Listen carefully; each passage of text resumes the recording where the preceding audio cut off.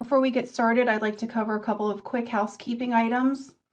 During the presentation, all participants will remain in listen-only mode. This event is being recorded. A recorded version of the webinar will be made available and emailed to you. Throughout the session, you may utilize the chat feature. Please keep the drop-down as all panelists. At the conclusion of the webinar, we will hold a Q&A session.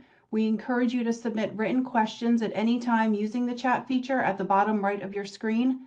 Please type your questions into the text field and hit send. Please keep the drop-down as all panelists.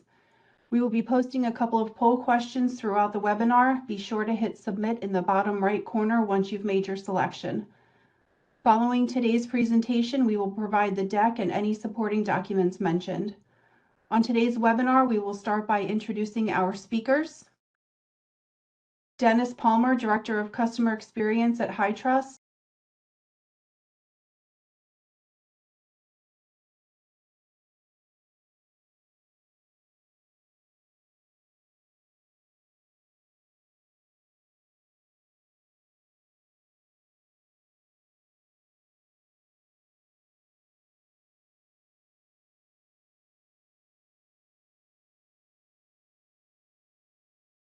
Demo really quickly to kind of take you into MyCSF and show you around a little bit.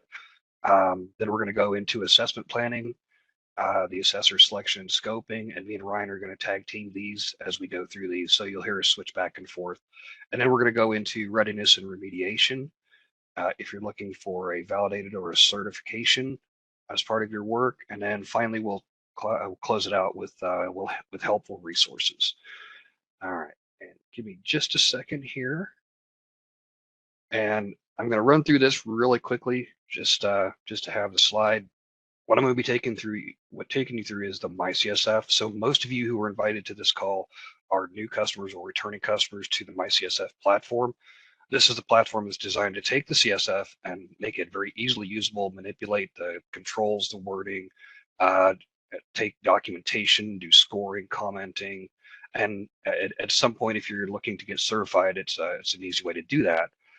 One of the things that we've added in recent years is a couple of different assessment configuration options, including E1, I1, R2. This platform does transition seamlessly between them. So it doesn't matter what your end goal is, we can kind of help you get there utilizing the MyCSF. With that being said, let me share my screen here and do the screen. Okay. And can you guys see that now? Okay. Yes, sir. Awesome. Okay, so I'm going to kind of take you out really quickly and then take you back in.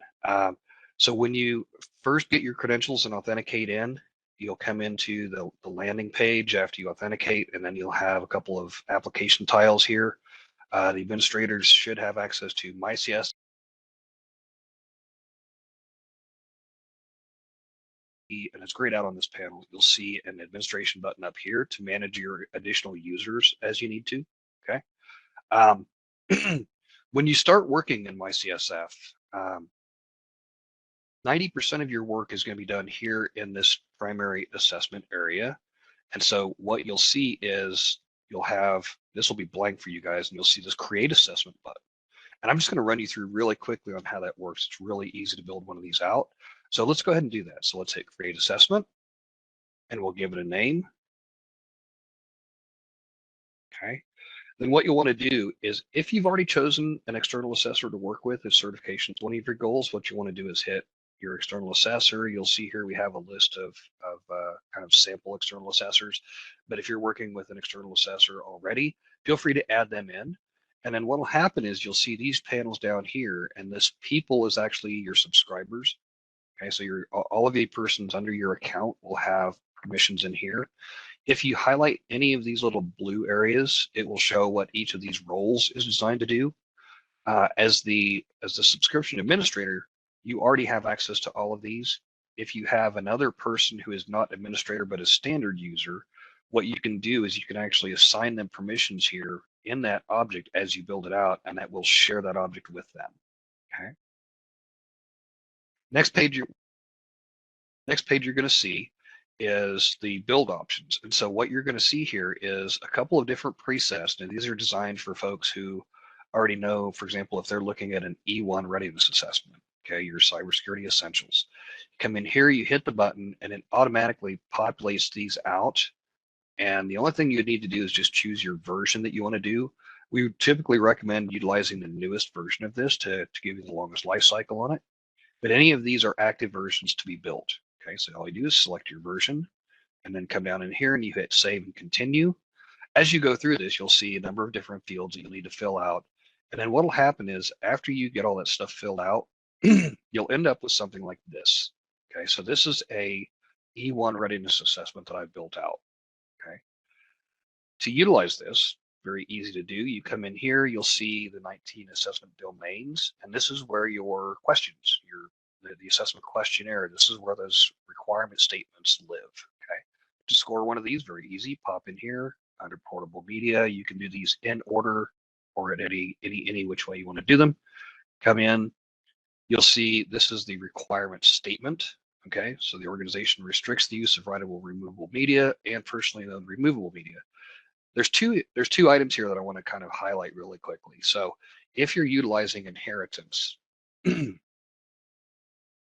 great question. So I had a question. I saw it pop up. If you're working on a version that is getting ready to expire, if you look in our HITRUST assurance advisories, it tells you when the last day to submit those is.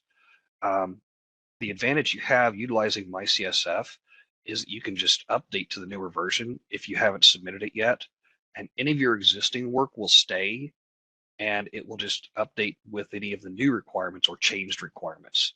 And that's a great lead into some of the other capabilities that you have in here. As you look at particularly an R2, which may be a little bit longer cycle, if you start on a particular version of an R2 and we bring out a new version that maybe has an authoritative source you want to include, the platform is designed to help you to keep and retain your results. Okay, you can easily change that and update to the newest version, and as you do that, it will keep your data in there. Okay, so it's not going to blank it out. Right. If there's any follow-up questions, feel free to put them in chat, and I'm sure Ryan's on the other side of this typing some answers in. But as you go through and do the scoring, okay, there's two elements in here, okay? And so you'll need to test these two things to make sure that you have those in place. And then you'll see over here your scoring. And I've got a module on the scoring rubric, which helps you to understand what we mean by, 25, 50, 75, and 100, implementation, things like that. If you're inheriting, okay, inheritance is a big piece of some of these assessments, especially if you're working with a cloud provider, things like that. If you're doing something like that, this is where the CVID and BUID come into play.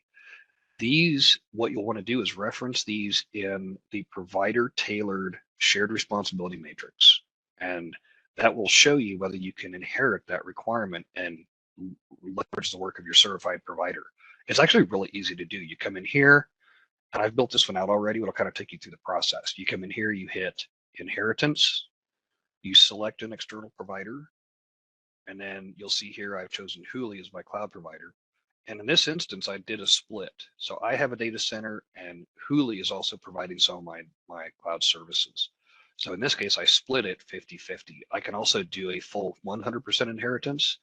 This particular control requirement statement, if you look at shared responsibility matrix, is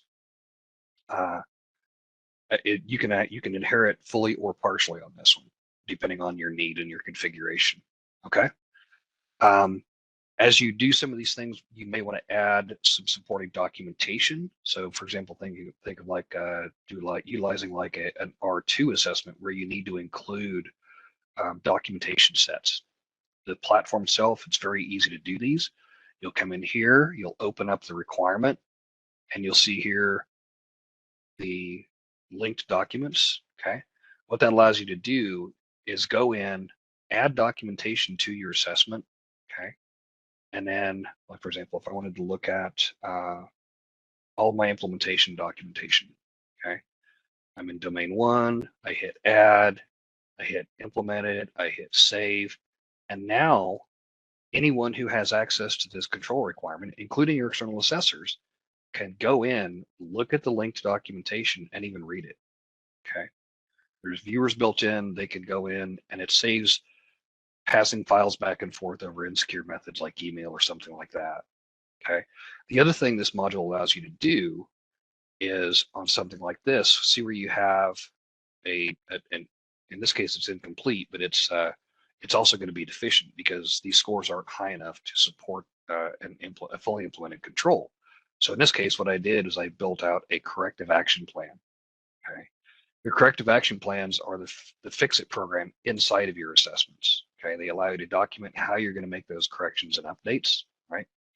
And as you go through, that's kind of the main workload of what you're going to do in MyCSF. Okay, there's also some great areas in here you can go look at, for example, the related mappings. So say you may have PCI or SOC 2 or an ISO 27001 assessment you've already done. You can actually see how that control requirement statement maps over to the other authoritative sources by looking at the mapping. Okay. This actually helps to create some of the visuals that I'll show here in a minute. Okay. So the way here. There we go. As you look at the analytics, okay, you'll typically have your dashboards, your reports, your compliance packs. Okay, the dashboards are pre-built with some great visuals in them. Your reports, as you start going and doing your work, you'll see a number of different reports that are included as part of your subscription access. I grabbed a couple samples here just to show you what they look like. This is your overall domain maturity rating score. Okay, so if you're looking towards certification, this is going to be an important report you want to look at. Okay, it's domain maturity rating. And this tells you your mechanical score, your raw score of all of those requirements that you scored. And then if you wanted to show the results compared to a different framework, for example, someone says, hey, I don't care about HITRUST, I want to see your HIPAA controls, right? This particular, it's called the authoritative source report card. This particular visual will show the controls that you've tested in relation to another authoritative.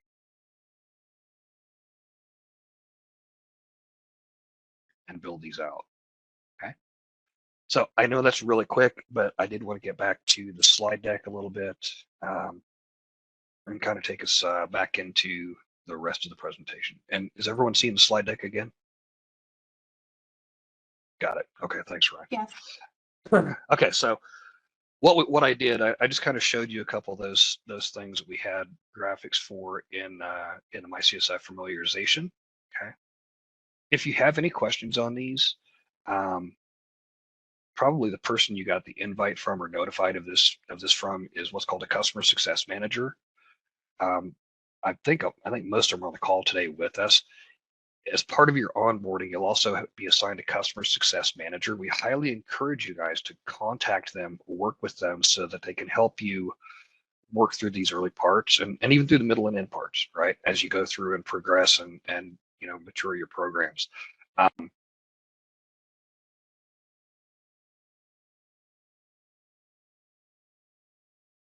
Out who they are. If you don't know, we can help you find them. Okay. So at this point, I'm going to pause a little bit and switch over. Ryan, you want to take this one from here? Grab a couple of these. Sure. So Dennis, just quick mental note: don't sign out of MyCSF because we have a slide coming up on the shared responsibilities and inheritance stuff. It'd be great to get back in there and show them how that works. We'll do. In the platform itself. But let me start off by thanking everybody for joining us today. I want to set a little context. One, there's another poll that just popped up. If you could answer that, but this whole workshop, if you will, is designed to be kind of the basics. It's really focused on, as Dennis mentioned, new customers. So it may be elementary to some of you if you've been inside the tool or worked with HITRUST. And if it is, I would encourage you to ask us the tough questions via chat.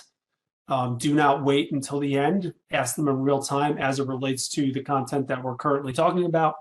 we may jump all over it because, as I mentioned, it's relative to what we're covering. So don't hesitate, ask us the tough questions. But I really want to jump into, we got a view of what MyCSF looks like at a very high level. But what does that really facilitate? It's the whole HITRUST journey itself. So there's a couple of things, as somebody who used to help organizations navigate HITRUST and ultimately get certified. Before coming to HITRUST, I was an external assessor. These were some of the things that I would talk to my customers about to make them more successful. So this is not necessarily in any particular order, but I want to highlight a few things. One, I've seen countless times organizations really struggle to get through the HITRUST process because, one, it's unlike anything else you've been through. I don't care if you've been through an ISO cert, you've done NIST assessments, you've been through PCI, you've gotten SOC 2s, whatever it may be. This is going to be a lot different for a number of reasons. So it's going to take a lot of resources, and it's going to take a lot of time and effort depending on the assessment that you choose. So we've got the E1, the I1, and the R2, which we'll get into. That R2 assessment is pretty significant. It is no small undertaking. So I always told my customers, identify a champion internal to your organization if there wasn't one that started this entire initiative itself. And what I mean by that is you probably need somebody either at the executive level or maybe at the board level who is there to drive the project, the initiative, and the organization to certification.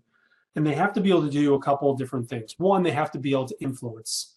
If you're doing the R2, which most organizations are kind of either starting with that or gravitating towards that over time, as I mentioned, it's pretty significant. It is going to test you. It is going to push you as an organization because it's so comprehensive. It's not just looking at security controls. It is looking at the entire organization. And in my experience, most organizations, HITRUST, the person managing the HITRUST project, that's not their only hat. They're wearing about 3 or 4 different hats. So this champion needs to be able to influence the organization to completion and prioritize the efforts to get through the process. They also have to be able to make decisions because you may not be at a certifying state right away, or there may be other priorities in the organization. And this champion is going to be the one who's going to say, yes, I know we have this implementation going on, but I really need so-and-so to get this evidence for the HITRUST certification to the project team as quickly as possible. Those decisions have to be, they have to be able to make those decisions. And lastly, they need to be able to allocate resources. Maybe there's additional team members that have to come to bear on the project, or maybe there's additional funding. In my experience, it doesn't take a lot of additional funding to cover gaps and caps from a HITRUST perspective, but it may. So they need to be able to allocate things like time, money, resources. You want to choose your assessment. Because there's 3, think about them small, medium, large, or low, moderate, high from a risk perspective. You have to understand what the right assessment for you is. And it's important to point out that the assessment you start with may not be the assessment that you end up with. The way that we're seeing organizations leverage the 3 assessments for HITRUST are in some pretty creative ways. You may be an organization that presents a pretty considerable amount of risk to your business partners or your customers, and the R2 may be the most appropriate. Some may be asking you to get an R2, but you're just not there yet. You maybe not be ready, or you don't have the effort from an investment perspective to get through the R2 in the next 6 months. So we're seeing organizations either utilize the E1 or the I1 as a stepping stone into the R2. But what I always coach people on is there's a reason why you're pursuing HITRUST. Whether that be you're being asked to get HITRUST certified, or you are trying to do all the right things from a security and privacy perspective, or the third option usually is you want to differentiate yourself in the market. Each one of those have some drivers that would guide you towards a specific assessment, you need to ask yourself what those drivers are, which will then lead to the appropriate assessment. I think we have a slide on some of those questions to ask yourself to drive that outcome. So I won't go any further on that. I will probably say my next statement several times during our time here together. Get with an external assessor as early as possible in your journey. Ideally, before you even build an assessment. Ideally, before you even select an assessment, get with an external assessor as early on as possible. They are the subject matter experts. They are working with us at HITRUST on a daily basis. They understand the nuances of what you're trying to do, and clearly they've helped countless other organizations like yours in the market to get through this process. A common pitfall, if you will, to getting through the HITRUST certification process is thinking that you can do certain aspects of the work on your own. Maybe it's the scoping, or maybe it's the readiness and the remediation work, and you just want to bring in an assessor for validation. In my time as an assessor, I did not like working with organizations who decided to do all the readiness and remediation efforts on their own, because they typically weren't as honest with themselves as I was going to be with them, with their level of maturity against the controls, which only created more work. So again, I encourage you to get with an external assessor as soon as possible. They are going to be your guide. They're going to be your Sherpa to get through this process. They'll answer all of your questions. With that said, the last thing I would leave you with is establish a baseline. And what I mean by this is most organizations, with maybe the exception of the E1, are not ready to be certified by HITRUST on the first day that you start. So the readiness work that I've been talking about becomes really, really critical to your eventual success and certification. So you want to understand where you stand today before you make a plan on where to go from here. And there's definitely a slide that covers this in the future, so I'm going to dip my toe in and come right back out. You don't want to be remediating things as you're doing the readiness, understanding where you're at, what your baseline is. You will get into this perpetual loop, and you will never get through the actual readiness assessments to get the validation, or at least not in a timely manner. So get that baseline as soon as possible and identify where your gaps are and make a plan from there. So I'll leave you with that. There's a number of slides that will support some of the things that I'm saying, so I don't want to get into too much detail. But if we can go to the next slide. In each and every assessment, there's three legs to the stool. There's your organization. And what this slide is designed to do is kind of talk about the roles and responsibility of each one of those three legs. And I'm not going to read every single one of them to you, but I want to highlight a few things. You as the organization being assessed and ultimately with the goal of certification, you own a lot more responsibility than you may realize. And you own a lot more of the decision-making than you may realize. And we're going to get into scoping, and scoping is probably the second thing I harp on pretty consistently in these workshops. Is it's critical. And you have way more authority than you may realize in scoping. And we'll get into some more details on that. But your external assessor will help you with all of your duties and responsibilities as it relates to the assessment itself. So get them in as early as possible. I told you I was going to say it several times. Their primary role is to guide you, but serve as the auditor or validator that all of the controls that are in scope of your assessments are actually implemented and functioning to the degree that they're supposed to function. Lastly, then you've got a HITRUST. HITRUST doesn't do any assessments. That's a common misconception that we're the ones doing the validation and the testing. We are the certifying body and the owners of the framework and methodology. So you are going to work with your external assessor through the majority of the process itself, submit that to HITRUST. HITRUST is then going to perform a QA of that assessment, and probably more specifically of your external assessor, to ensure that they followed the methodology. And then ultimately we are the issuer of the certification itself. So I'm going to pause there, see if there's any questions that popped in. And Dennis, I don't know if you had anything to add on this slide. No, I just say that you're spot on. And one of the, I do a lot of follow-up customer calls with our subscribers. And one of the things that we often get questions on is something you said multiple times, which is making sure you understand kind of the scope and what's going to be included in your evaluation, because scoping can make or break an assessment. Okay.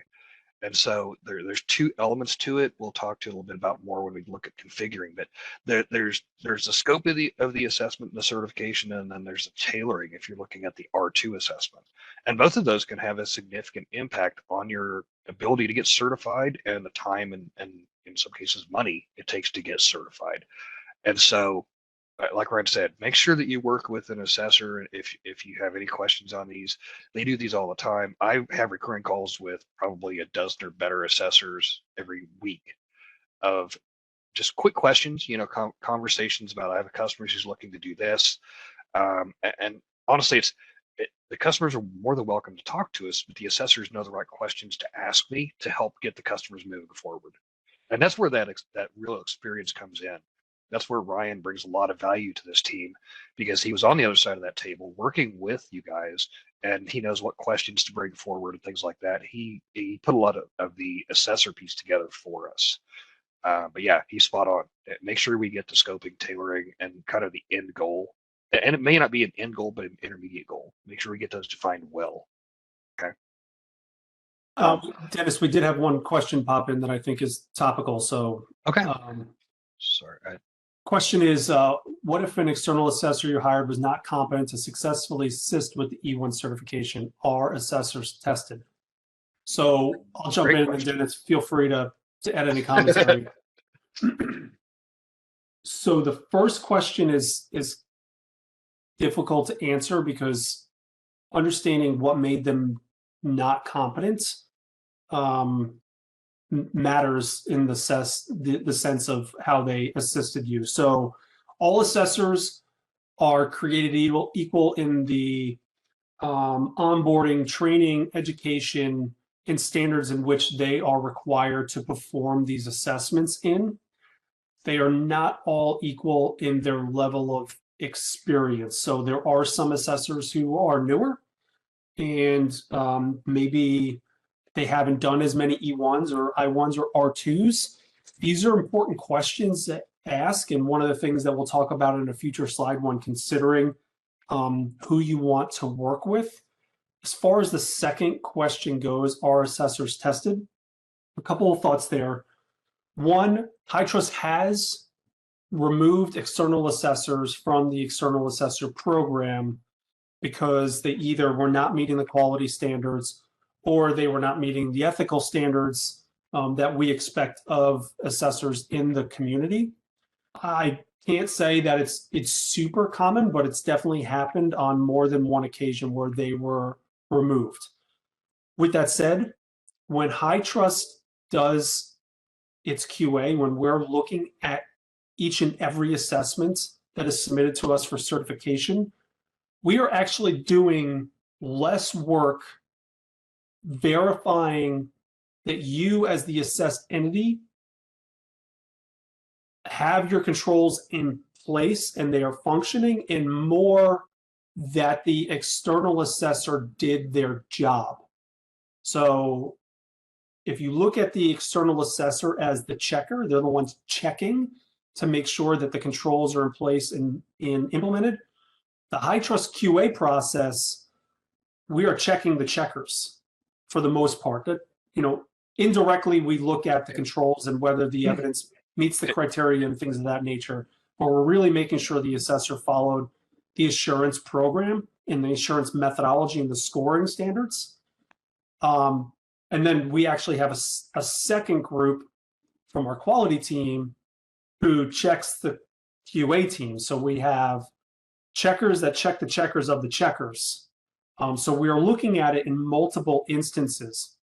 And the last thing I'll offer, and then Dennis, if you've got any additional comments, by all means, throw them in there, is if we identify an assessment did not meet the standards of the assurance program, we will actually take it out of the standard QA process and put it into an escalated QA process, which is where we really dig into whether the external assessor kind of did their job, if you will.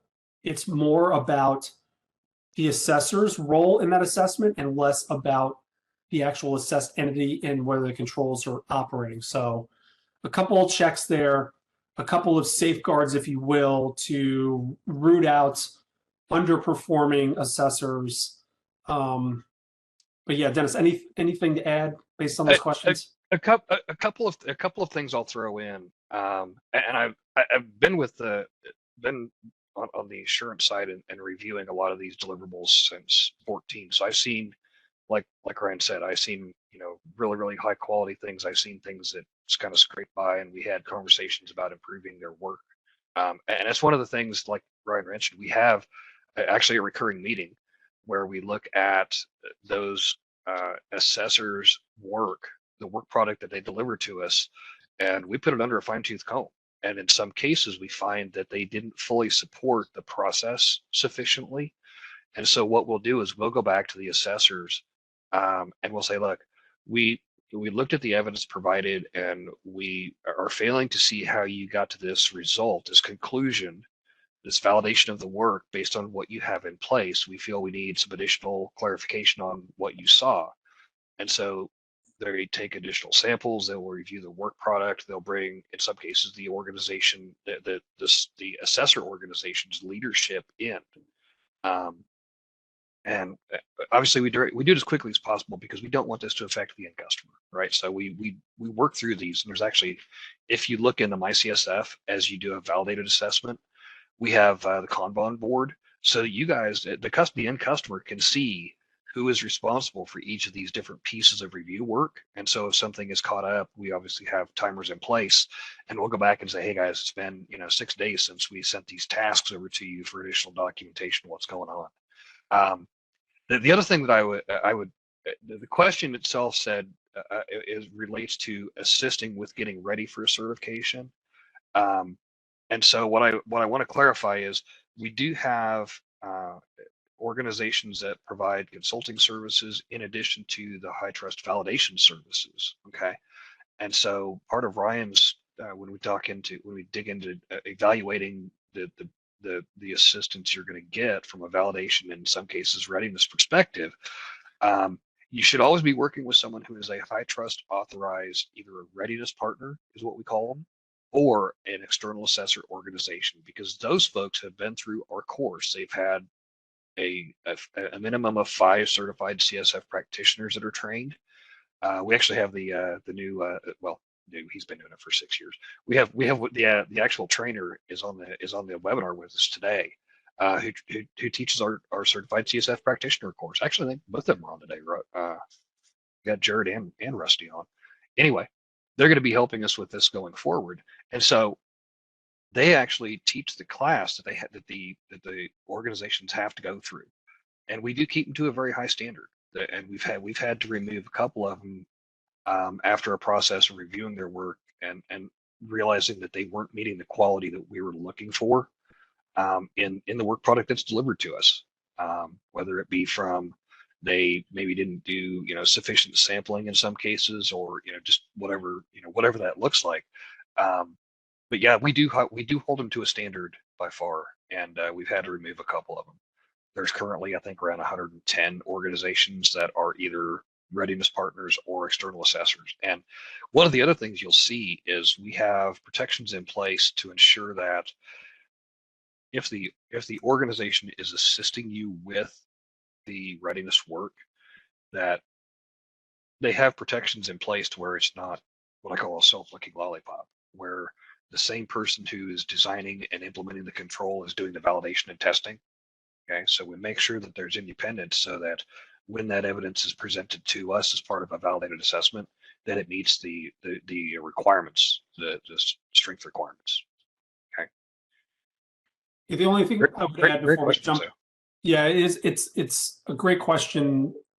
It brings to light a lot of things that most organizations don't have visibility into from an assessor community perspective. But you know, this seems like a very I don't want to say unique as in it's not common, unique in that it's circumstantial. So if you would like some assistance, or if you want to talk about it further, Dennis and I are happy to set up a call to dig into your individual circumstances and kind of figure out what happened and, you know, Yeah. where we can go from here. And what I would recommend is, if you'd like to have that conversation, send a note over to your customer success manager, and they can get time set up on mine or Ryan's calendar. We'll dig into your situation, look what happened, and make sure that that we're addressing it appropriately with both you and the external assessor. And do we have? Okay, got it. Thanks, Lisa. We're gonna get back with you. I have a private chat here, so we're gonna get back with you, and we'll dig into this for you. Anyway, let's see. The other thing, one of the things that it was a comment put here in the chat is, when you're looking at addressing remediations, and there's a comment about putting something in the diary entries, and I want to just put a little bit of a clarification on that. The diary entries are a private entry in MyCSF that we don't look at. They're designed for note taking, and so you shouldn't put any validation work or any commenting that is expected to be seen in that diary area. Now, there's a subscriber comment area, and there's an external assessor comment area. Those two areas are where you would want to put any commenting about performance of control and things like that. Yeah, the only other thing I would add there is a lot of external assessors have their preferred way of passing information back and forth. So I would find out what your perspective or your current external assessor the process is, and if it doesn't align with how you and your team like to do business, then that may be a consideration in selecting an assessor. But in my experience, most assessors don't use the diary entries to kind of compare notes between their customers and themselves. So just something to think about. You can use the diary, but there may be other ways. Mm-hmm. And one of the things, so I had a question about the training that the external assessors go through. That is available to all customers. It's called the Certified CSF Practitioner course. And if you're interested in doing some of your own prep work, and you have those folks with the technical skills or that type of skill set, yeah, by far, put them through the Certified CSF Practitioner course and help them understand in depth what the external assessor is expected to perform on your behalf. And the other thing is, and I don't remember whether we have a slide on this one or not, but we actually have, for those larger organizations who have their own internal audit teams, we have a function called the internal assessor program. And so if you have a team who is separate from your technology team that is doing recurring auditing or testing on your environment, in some cases, you can utilize the internal assessor program, get those folks documented and trained, and you can leverage some of that work in one of the validated assessments. And so if you have the resources available, I highly encourage that. All right, Dennis, we why don't we skip to slide? Yeah, 12. we're kind of bogging down on time here, and I want to make sure we get some of this other stuff. And so yeah, there we go. Yeah, I'll jump in on this one. We covered some of this stuff already, but understanding, going back to my earlier comments, understanding what you need help with and where you're at organizationally from a staffing, resources, so on and so forth perspective will really drive some of the selections for people that you may choose, or organizations you may choose to select or not select, because as you may expect, when there's over 100 organizations doing this, they have different services that they offer. We do have external assessors that only do validation. That's all they do. They won't help you with readiness or remediation or even any of the other work, because they draw a hard line from a validation, and they're trying to avoid a conflict of interest, I guess is the simplest way to put it. Whereas there's other firms that will offer really everything under the sun, and they've divided those services internal to their own organization to avoid conflicts of interest. So understanding what you need help with will be a discriminator when selecting an assessment. So do you need help with remediation? Do you have the technical expertise or even the bandwidth to get through the assessment? These are all questions that you should be asking yourself, and asking your prospective external assessors to understand their responses, obviously, to help drive the decision making. Because getting from roughly 110 down to 1, you have to have a lot of discriminators. I've seen folks say, hey, I want somebody who's going to come on site to my office. I want somebody geographically located near me. That was super important to them. So it made that decision-making process a little bit easier. So this slide and my comments really are to get your mind spinning on what is important to you. And the last bullet, I think, is really interesting because we're starting to see a lot more traction in the market around where you're in like a multi-regulatory or multi-assessment environment. Finding an external assessor who can do one assessment but use the results of those assessments for multiple things is starting to gain more and more traction. So if that's you, then some of the larger assessors, I shouldn't say larger, some of the assessors who have a broader spectrum of services may be an important consideration. So those are really quantifiable, intangible questions. There's a little more squishy things for you to get your head wrapped around when it comes to selecting an assessor. And this is all based off of my personal experience as an external assessor, and what I saw was helpful for my customers in making their selections is, as I mentioned earlier, there are varying degrees of expertise or experience in conducting HITRUST assessments within the assessor community. So you may want a really, really experienced external assessor because you have a really difficult, complex, comprehensive environment, and that's really important to you, but understand that the pricing may equate to that level of experience and knowledge. What's the success rate of getting folks HITRUST certified? These are all things to think about, right? And they're a little more squishy, as I mentioned, but the squishiest is the bottom part of the slide. You really want to have a personality match with your external assessor. And I cannot stress this enough. If you do not get along, or you can't relate, or you're not just on the same page with your external assessor, the already awkward conversation where they come in and tell you your environment is lacking, or what I like to say, they come in and call your baby ugly, it's going to make that already awkward conversation that much more awkward. And I've seen it become contentious in the past. So look for a personality match. Look for someone or an organization that has a similar culture to yours. You're on the same page. There's an open line of communication. It seems like there's a budding relationship, if you will. That's the squishiness that I can't help but stress in selecting an assessor, because it does make it more difficult. And the last thing I'll leave you with is there are some assessors that interact with HITRUST more than others outside of the normal QA process. We typically see they're more successful because they're hearing from HITRUST and understanding the nuanced changes more frequently or in real time as opposed to some of their peers. So relationship with HITRUST is not a perfect quantification of who to select, but it is an indicator of their level of expertise, knowledge, and staying on top of what's new and has changed with HITRUST, because we didn't get into this. HITRUST is a living, breathing framework. It's a living, breathing certification. We are focused on addressing today's risks and threats.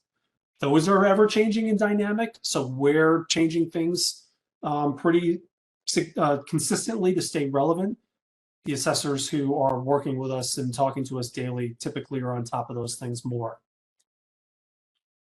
So I think I'm going to pass it over to you, Dennis, to start talking about scoping. I have my own like passion for scoping, which I could talk an hour and a half alone on that.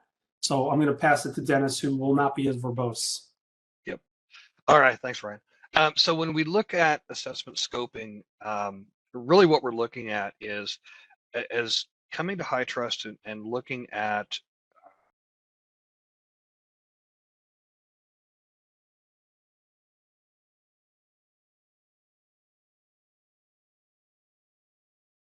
literally from the very smallest, we have some print organizations with like 4 employees all the way up to multinational corporations.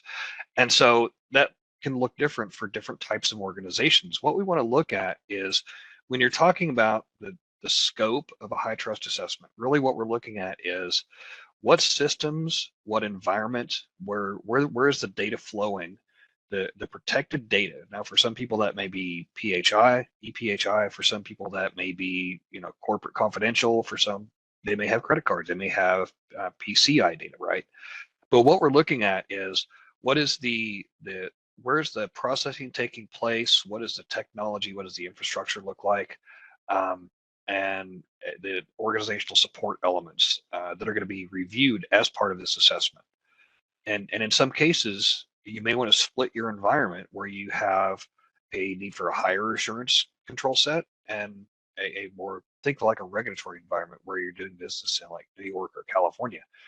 You may need to address particular requirements specific to those locations or those regulatory needs that would crush, the control set would crush organizational performance if you put everyone under that microscope, right?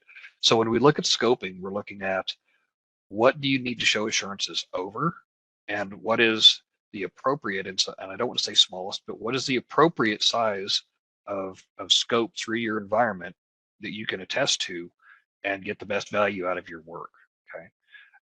One of the things that I always get questions on is, you know, I've got this mobile app, I need to get certified, okay? The challenge with that is your mobile apps and other things that allow configuration by the consumer, by the end user.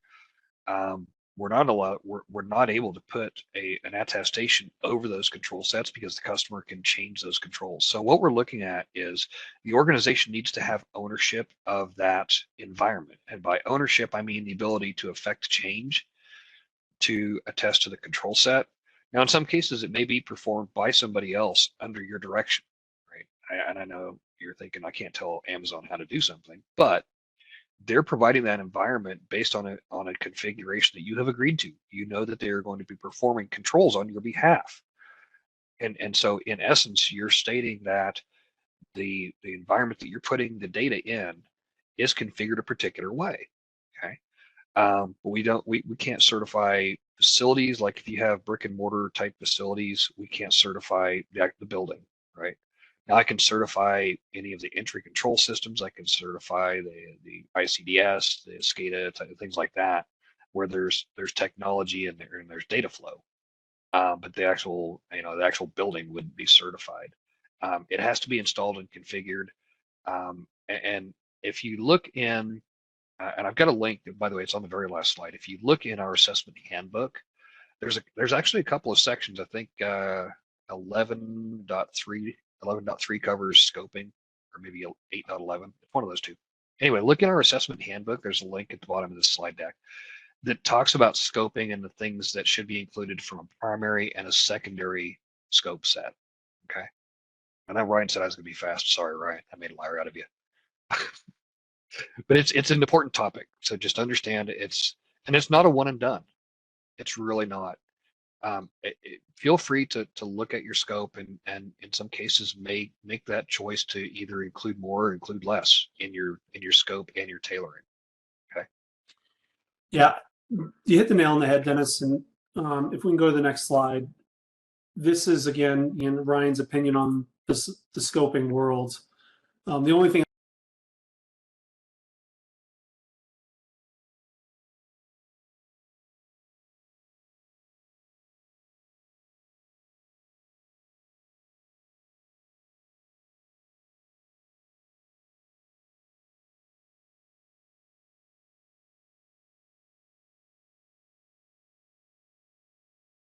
now, your external assessor may add or offer advice saying, hey, we see organizations add this because people are going to ask them about it, so on and so forth. So I would offer you should take their counsel to heart, because again, they're doing it every single day.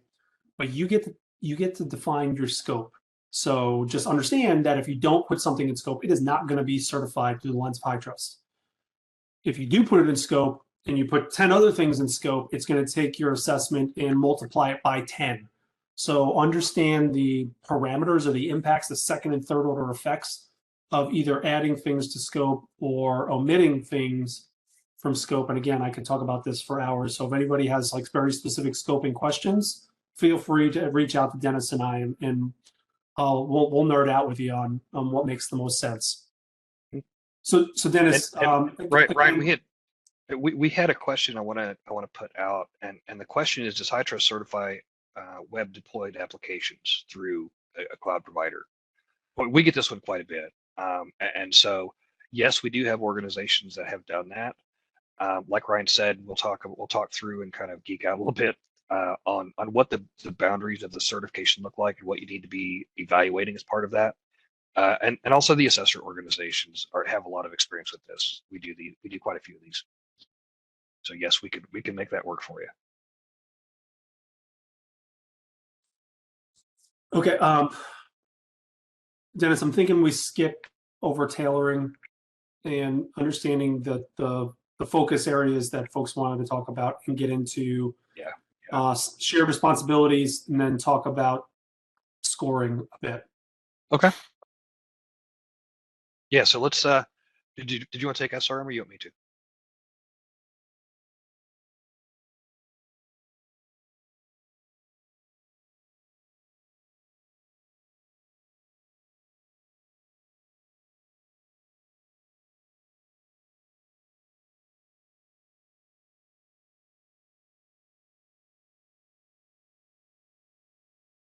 Question was all about, hey, I've got this thing up in AWS.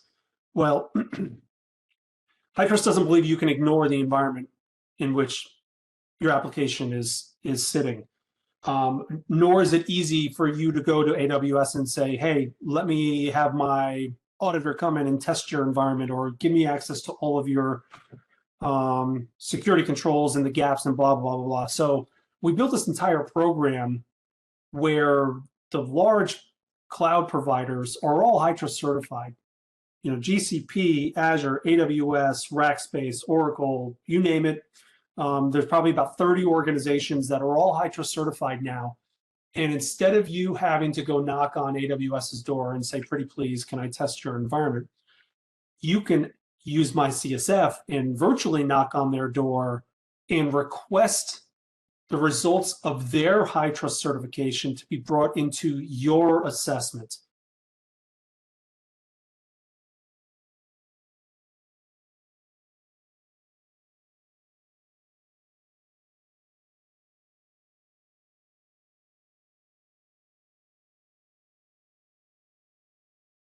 And kind of how simple it is, but it makes the assessment that much more comprehensive, and gives better visibility and transparency into the way that the environment is operating, which is different from other things out there. And I'm not here to pick on SOC 2, but with SOC 2, they can completely ignore the AWS environment, which is convenient in some cases. But if you have customers who take security seriously, they're going to want to see what's going on within the AWS environment, as an example, and how your system or application is sitting in that environment. So Dennis, over to you. Okay, awesome. And are you guys seeing my screen now? Sorry, I hit the wrong button and I thought I was sharing and I wasn't. Yes, sir. Okay, so And what Ryan's talking about, it was when you're looking at shared responsibility with a provider. Okay, so as you log into your assessment, and one of the first things you'll want to do,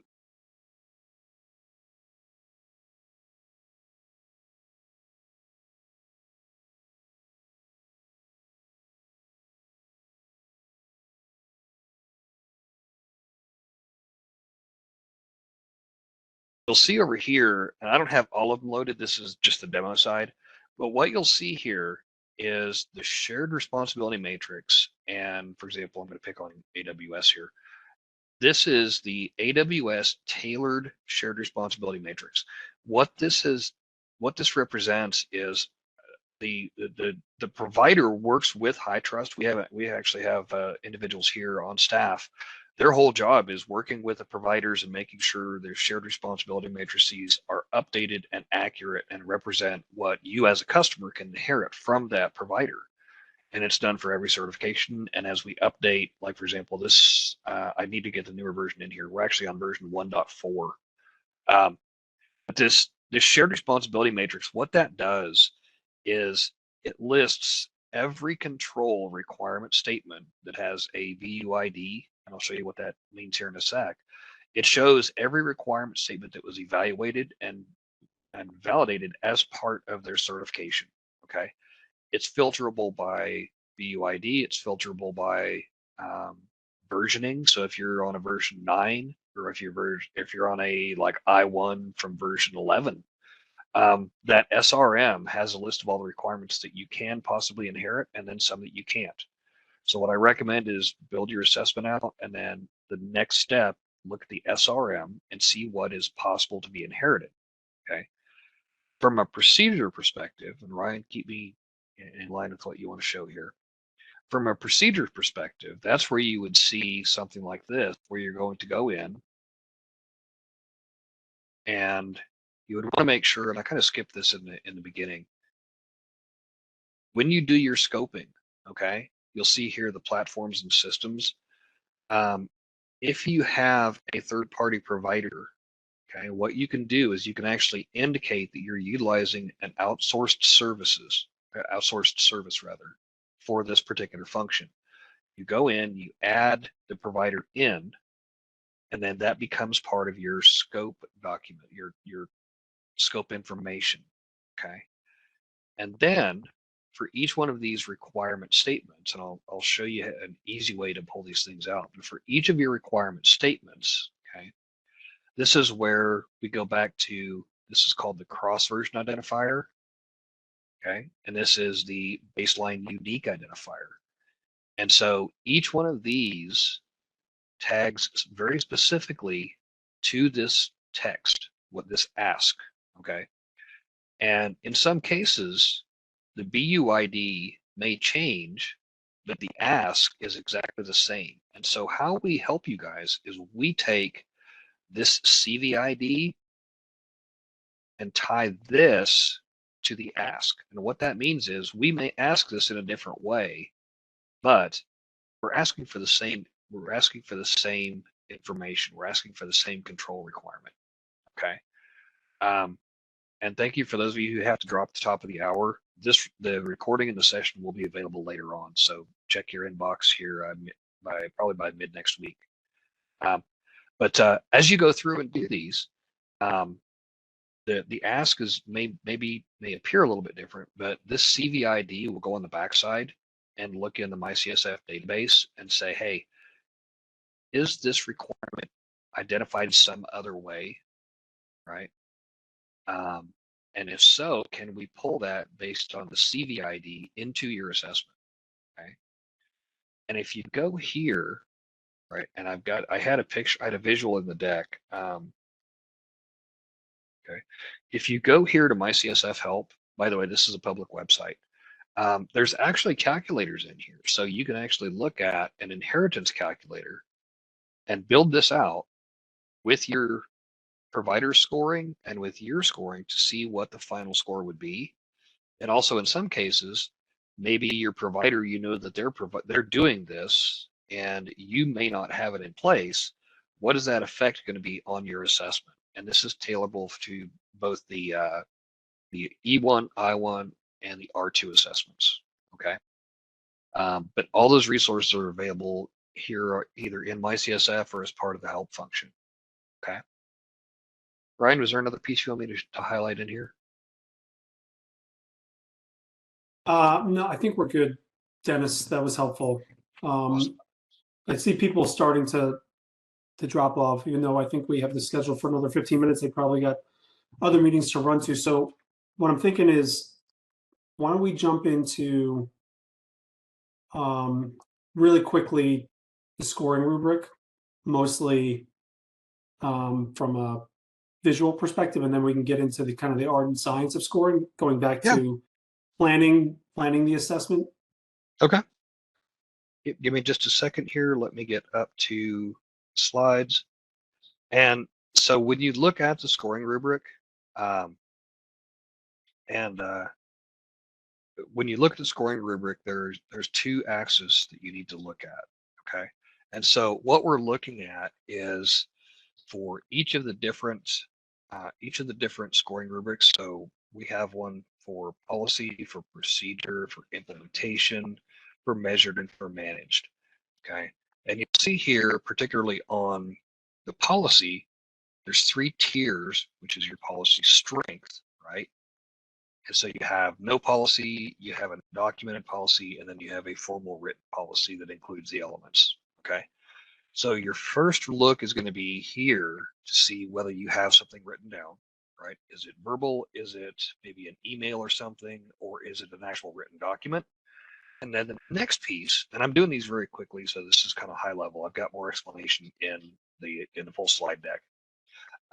If you look over to the right, what you'll see here is the percentage of the evaluative elements. Okay. Now, when you look at the control requirement statements, starting with version 11, we actually tell you how many evaluative elements are in each of the requirement statements. And when you're evaluating these, you need to make sure you look at the number of evaluative elements compared to how many you have a written policy for. Okay. The other thing you'll need to look at is when you're looking at implementation. Okay, same type of thing, but in this one, what you're looking at is there's 5 tiers, 0 through 4. Okay, and then also the coverage of the evaluative elements is where you look at your final scoring. And so you would just go up and over, and then wherever that intersects, you'll see non-compliant, somewhat compliant, partially compliant, mostly compliant, and then up here, fully compliant. Okay. There's a lot more information in our assessment handbook. I know I've referenced it once or twice already, but there's a link at the end of the slide deck. And it's easy to find on our webpage if you go in and search for handbook. Okay. That has a lot more information on how to utilize the scoring rubric. Additionally, our CCSFP course takes you through how to do this. Okay. So the assessors have this knowledge, and we're more than happy to sit down and talk you through how this works. Okay. Did we have any chat questions on that? I didn't see anything come in. Nope. Okay, perfect. All right. So, Brian, you want to hit this real quick, and then we'll go on to the last piece. Or do we have time? We have about 10 minutes or so. We're running close on time here. Yeah. So a couple of things that I just want to point out, right? So through the lens of assessment planning and getting through the process and working with your assessor, all of the things that you all have said you'd like to learn about today, there is art to the science that Dennis just walked us through. I mean, the science is just the math, right? But there is an art to kind of getting to what I call certifying states. So understand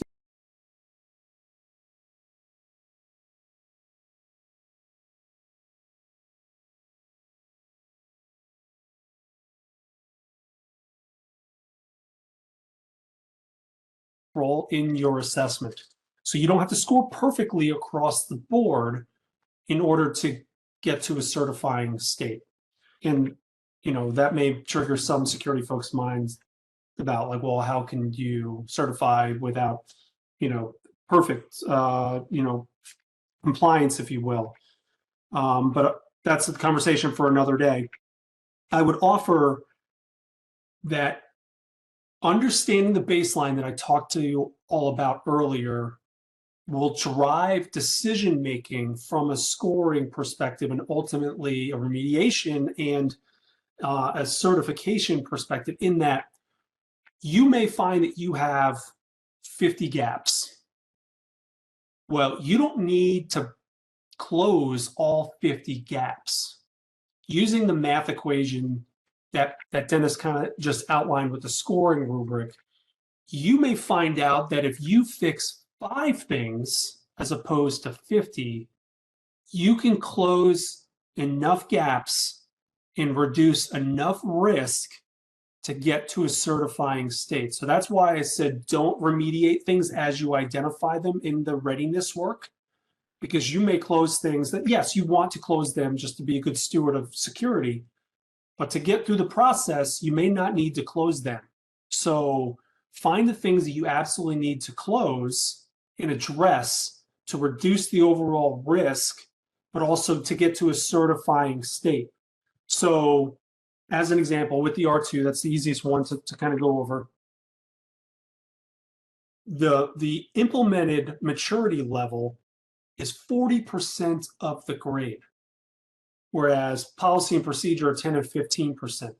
So you may find that addressing one implementation gap gets you to the certifying state versus updating 6 policies. So I offer that so that you can make educated, intelligence-based decisions on where you're going to spend your efforts and work with your external assessor. They're going to be the ones who are going to identify the gaps. They're likely going to be the ones who are going to say, hey, focus your attention on these 5 things as opposed to all 50, because we can get you through the certification process a lot sooner. So understand the nuance and the art of working within the assessment methodology to get to that HITRUST certification, because if you try to address everything, it may take you 12 months. Whereas if you address the 5 things, you may be ready to validate in 2 months, as an example. So just understand that from an assessment planning perspective, but also, you know, the reality of having limited resources, limited time, and limited attention to get through this process. So I'll pause there. Dennis, any other comments?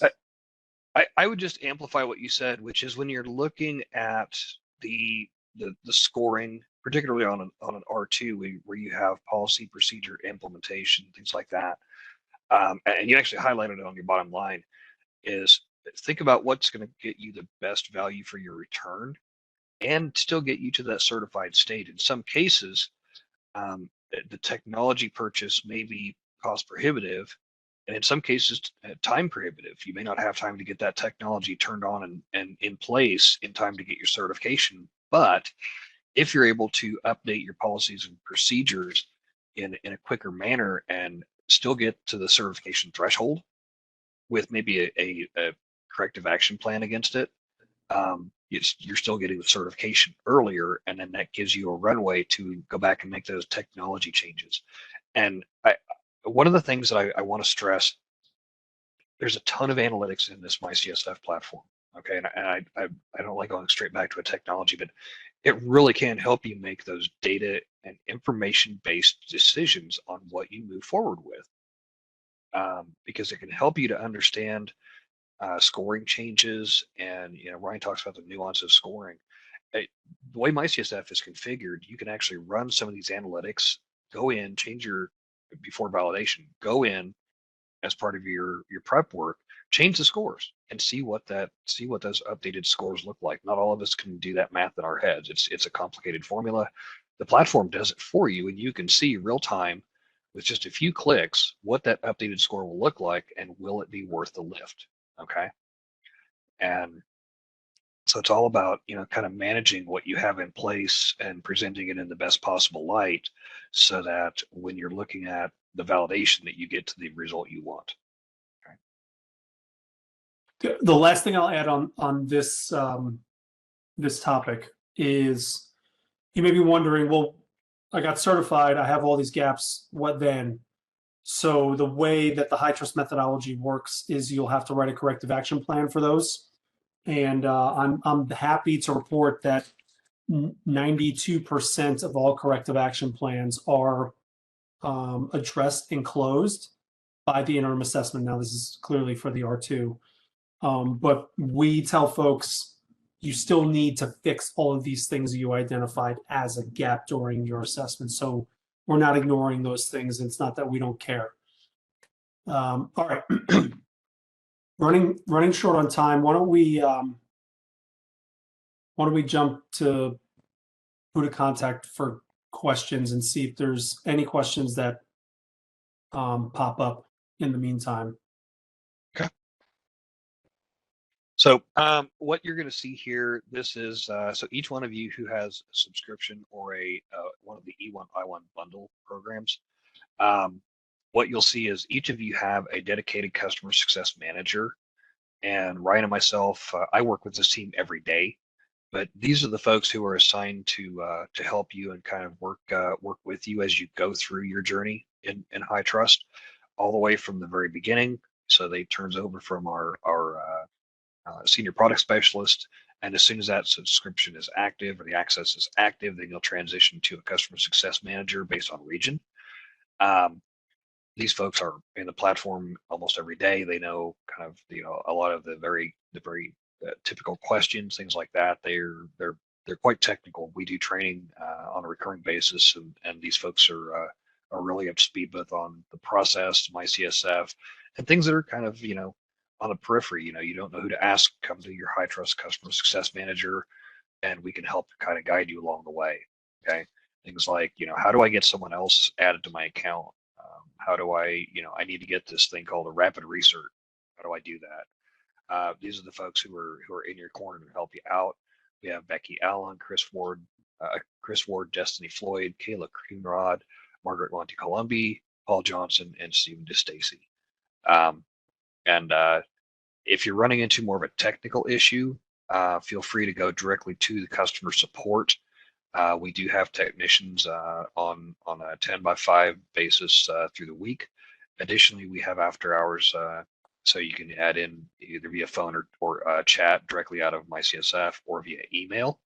And this is where if something hiccups in the platform, you get a screen that you're not expecting to see, and or you need something that you suspect is more of a technical issue as opposed to how to do something issue.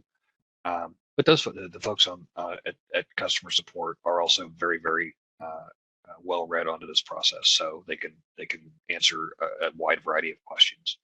And we are down to the last minute, so I'm going to put my plug in here. I want to thank everybody for their time and sitting with us here for a little bit. I'm going to turn it back over to Ryan and Elise. Yeah, the one thing I would offer in closing is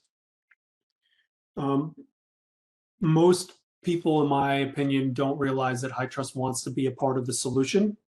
And a lot of people view HITRUST as the governing body that you can't ask questions or you can't share too much information. We at HITRUST feel exactly opposite of that. We want to be a part of the solution. We want to see as many organizations reach a certifying state and get certified as possible. So I say all that to offer, do not hesitate to take advantage of your CSMs. Do not hesitate to reach out to Dennis and I. Do not hesitate to find other folks in HITRUST to help you get through this process or answer your very specific questions.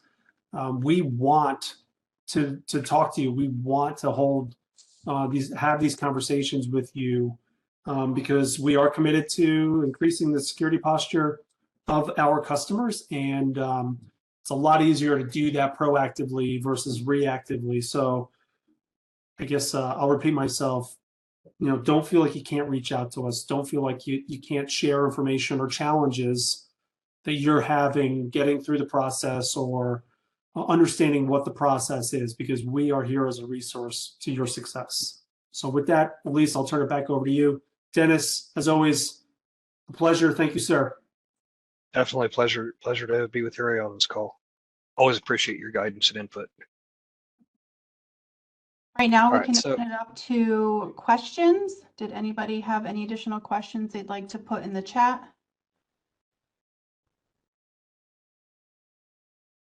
At least I did have one update. I need to update my Rolodex.